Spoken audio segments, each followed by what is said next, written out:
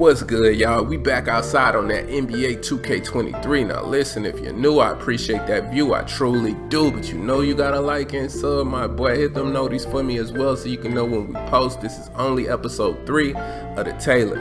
All my OG subs, what up? Comment down below. Let me know you see me. Like and support the video. Salute. Now in this series, we take a look at some of the greatest builds in NBA 2K history. That could be as early as NBA 2K22 or as far back as 2K15. Behind every great archetype is an even greater content creator, catching bodies, in this case shooting threes from half court, fading, and taking ankles to make that build legendary. Today we look at the GOAT shot creator himself, Tyceno. Now in a year where 2K20 was pronounced dead, from glitches, patches, and a lack of content, Tyceno went on his world tour and changed the game. Let's get it. Alright y'all, so before we get started, I just want to say thank y'all for the love y'all been showing on the last 2 videos. I know I've been MIA for the last year or so, man, but I'm back active, back outside again.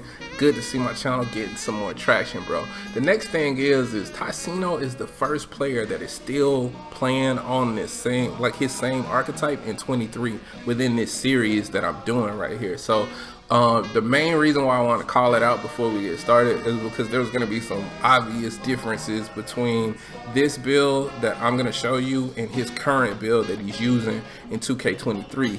He's built that build with 2K23 more in mind, so you know, if that means he has to have more interior defense to protect himself, like from people rim run and stuff like that, like he's gonna do that and build that build out in a way that he thinks is gonna be most optimized for 2K23. Me as your tailor, my job is to take and capture the feel, that vibe from 2K20 by crafting that 2K20 shot creator in 2K23. You know what I mean? So we're gonna stay as close as possible to that build, and we're gonna tweak it where we need to tweak it. Let's get right.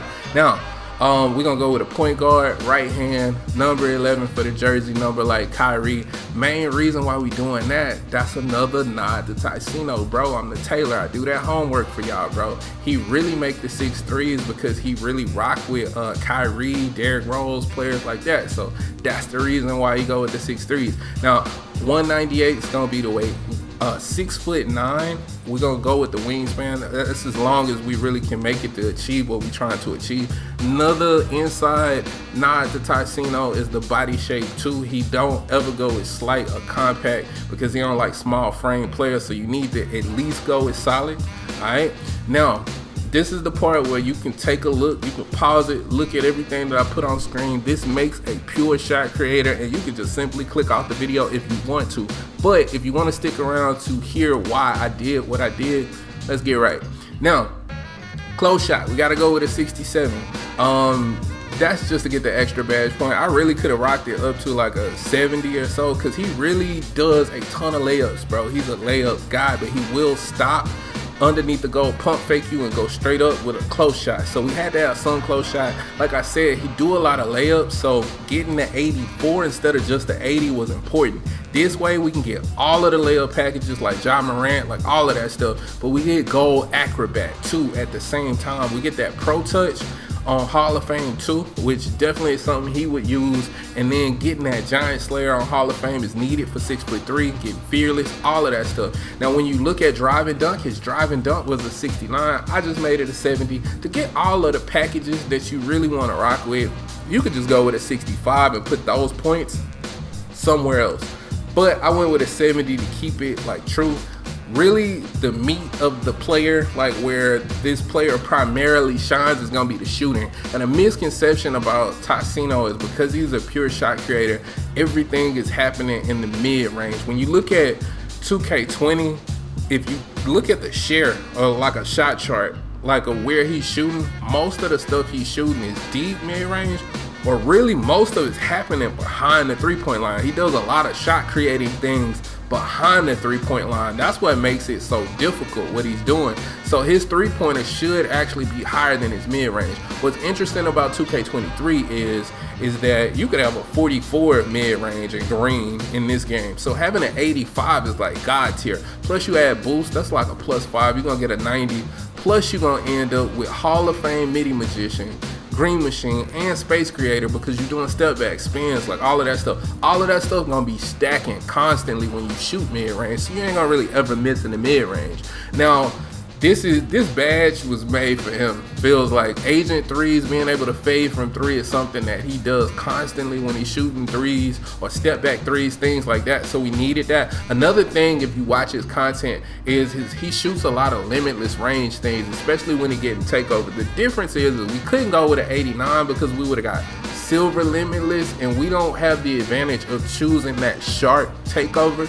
So to get limitless range, so we went with a gold to assist with the badge. Now, I mean, a gold badge to assist with the shooting, rather. Now, ball handling 92, the reason why I did that too, it's not like he a dribble guy, but he just hella crafty with the dribbling. So we want to make sure we can get access to all the dribble packages, like Trae Young, size up, Darius Garland, stuff like that. Speed with ball don't really matter at all, because that's full court. He played twos, so this don't really matter. Your speed boosting is with acceleration. Pass accuracy, we want to look at an 80 because he's a high IQ passer too. This gives us gold dimer as well. I wish I could have got that Hall of Fame bailout. That's something that he uses a lot, but we'll still be able to use silver and get away with it. Interior defense, high key, bro. He had like a 30 back on 2K20.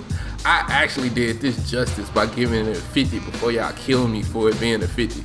Now, when you look at perimeter defense, it was a 74 in 2K20. Now, in 2K20, once you hit 99.9, you get a +5 to your attributes. That would have gave him a 79. So we right on point by rounding it up to the 80. Same thing with the steal. It was a 78. You get that +5. It's an 83. So we rounded it up to an 85. That's actually good, bro, because what that does is gives us silver glove, and also gives us silver interceptor, so we can play passing lanes and get turnovers, and we can get some plucks with that silver glove. Now, if you want to swap this around because you're not comfortable with having an 80 and having bronze clamps, you can always switch this to a 78, switch this to an 86, and flip-flop. I actually think the steal is more important, so I kept it like that. And then the block is a 60, and then his rebounding was not good, bro. It was like in the 30s. I really don't feel like he needed rebounding, because to be honest, Z was doing all the rebounding, plus at the same time they weren't missing shots, bro. If they get 2 possessions, they probably gonna get you out of there. They're gonna pack you up. So leaving it at a 53 was fine, bro, because we get the rebound chasing good. Now, with all of this stuff being so taxing, the 92 3, the 92 ball handle, the 84 layup is even taxing. I couldn't get the acceleration up to a 90, but this was my compromise that I made as your Tailor. We got it to an 86. We get Gem Rat, right? The Gem Rat's gonna give us the +4. Now we get that 90 acceleration, so you can get that small, crazy speed boost, like feel up out of a like small guard that you would get. Plus you can put accelerator on. When you go in the takeover, you're gonna get a +5. So it's like having a 95 acceleration on this build at all times. This is gonna be nasty, bro. Having an 80 speed is fine too, especially in 2K23. The only thing we couldn't get represented right was gonna be vert, bro, because we spent so much on everything else. But like I said, man, this is mainly an offensive build that'll pack you up, and you really ain't trying to dunk on nobody anyway, so you don't really too much need this. I feel like I could get away with that. And then 90 on the stamina. Ankle breaking shots, pull up precision is what we went with. And as you can see, that's gonna make a pure shot creator. Now, let me know if y'all rocking with this build. Did I capture that 2K20 feel that was out there when he went on his world tour? Hopefully I did. What would you do different? Comment below what you would actually do different with the build. Also, at the same time, what other content creator from what era would you like to see? What build do you want to see next? So like, comment, and subscribe. Hit that notification bell as well so you can know when we posting. As always, respect OGs. Peace.